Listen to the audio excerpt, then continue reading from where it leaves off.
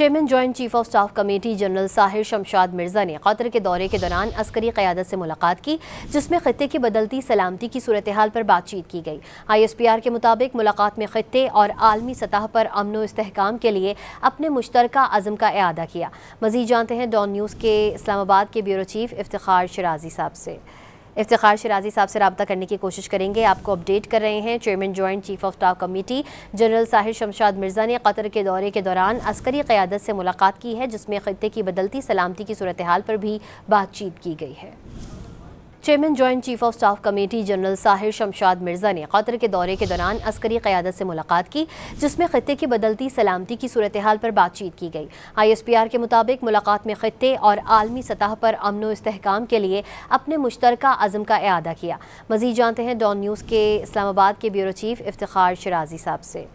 इफ्तिखार शिराजी साहब से रब्ता करने की कोशिश करेंगे। आपको अपडेट कर रहे हैं, chairman joint chief of staff committee general Sahir Shamshad Mirza ने कतर के दौरे के दौरान अस्करी क़यादत से मुलाकात की है, जिसमें खित्ते की बदलती सलामती की सूरत हाल पर भी बातचीत की गई है।